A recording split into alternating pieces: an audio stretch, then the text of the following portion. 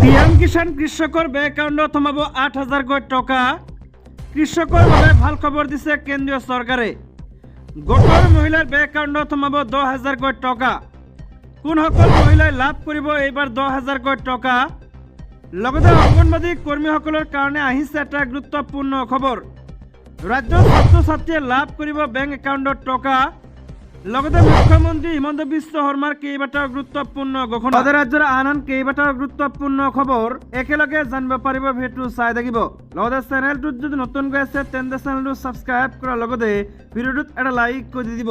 তেন্তে আহক বন্ধু বান্ধৱীসকল আজিৰ ভিডিঅ'টো আৰম্ভ কৰোঁ। নমস্কাৰ। ৰাজ্যৰ প্ৰথমটো ডাঙৰ গুৰুত্বপূৰ্ণ খবৰ হৈছে মহিলাসকলৰ কাৰণে। গোটৰ মহিলাৰ একাউণ্টত সোমাব ১০,০০০ কোটি টকা। মুখ্যমন্ত্ৰী হিমন্ত বিশ্ব শৰ্মাই কোৱা অনুসৰি এইটো মাহত বা অহা মাহৰ ১৫ তাৰিখৰ আগতে সোমাব ১০,০০০ কোটি টকা।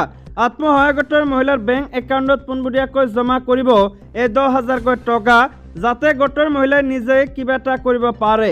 তাৰ ওপৰত লক্ষ্য ৰাখি অসম চৰকাৰে জমা কৰিব এই ১০,০০০ কোটি টকা। টকা কোনে কোনে পাব চাওক। গছপুলিৰ ফটো দিয়া মহিলা, ডিবিটি লিংক থকা মহিলা, ৩টা বা ৪টাৰ তলত সন্তান থকা মহিলা, গোটৰ মেছেজ পোৱা মহিলা।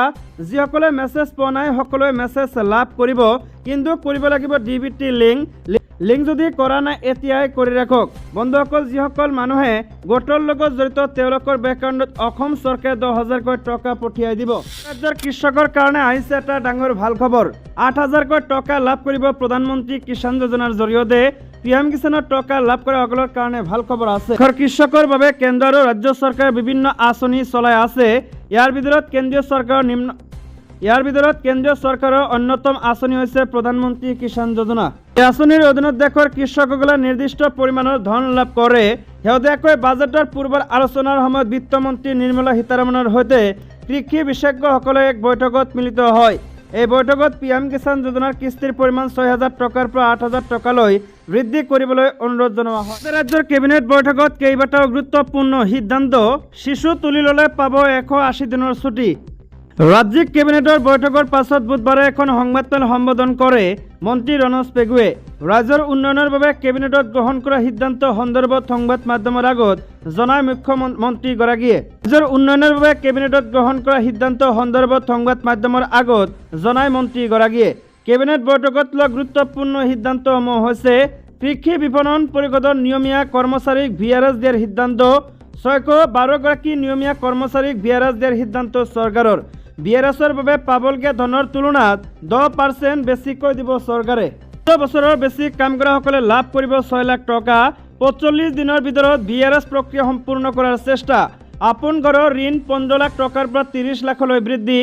ঋণৰ 1%কৈ সুদ আদায় দিব চৰকাৰে। ৰাজ্যিক চৰকাৰী কৰ্মচাৰীয়ে লাভ কৰিব এই সুবিধা। মহিলা চৰকাৰী কৰ্মচাৰীৰ বাবে বিশেষ ছুটিৰ সিদ্ধান্ত কেবিনেটৰ। এবছৰতকৈ সৰু শিশু তুলি ল'লে পাব ১৮০ দিনৰ ছুটি। ১৩১গৰাকী ঠিকাভিত্তিক কৰ্মচাৰীয়ে 10 বছৰৰ কম কাম কৰিলে পাব ৫ লাখ টকা। ১০ বছৰৰ পৰা ১৫ বছৰলৈ কাম কৰাসকলে 5.50 লাখ টকা পাব VRSৰ সময়ত। ১৫ বছৰৰ বেছি কাম কৰাসকলে লাভ কৰিব ৬ লাখ টকা। ১৬ ফিক্সড পে কৰ্মচাৰীয়ে পাব VRSৰ ধন। ৪৫ দিনৰ ভিতৰত VRS প্ৰক্ৰিয়া শেষ কৰাৰ চেষ্টা কৰা হ'ব। আন এটা ডাঙৰ গুৰুত্বপূৰ্ণ খবৰ হৈছে মংগলদৈত অংগনবাড়ী কৰ্মীৰ দেশজোৰা দাবী দিৱস পালন। অংগনবাড়ী কৰ্মীসকলে বুধবাৰে মংগলদৈত দেশজোৰা দাবী দিৱস পালন কৰে। হাতে হাতে প্লেকাৰ্ড লৈ অংগনবাড়ী কৰ্মীসকলে প্ৰতিবাদ সাব্যস্ত কৰে। সদৌ ভাৰত অংগনবাড়ী কৰ্মী সহায়িকা ফেডাৰেশ্যনৰ আহ্বানত এই দাবী দিৱস পালন কৰা হয়। শতাধিক কৰ্মীয়ে আজি মংগলদৈ ভেৱাৰঘাট কৃষ্টি সংঘৰ বাকৰিত বিভিন্ন দাবীৰে প্ৰতিবাদ কাৰ্যসূচী গঢ়ি তোলে।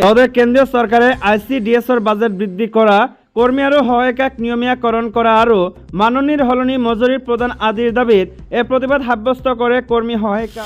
আন এটা ডাঙৰ গুৰুত্বপূৰ্ণ খবৰ হৈছে বিহাৰত পুনৰ ভাঙি পৰিল দলং। ৩ সপ্তাহত 13খনলৈ বৃদ্ধি পালে সংখ্যা।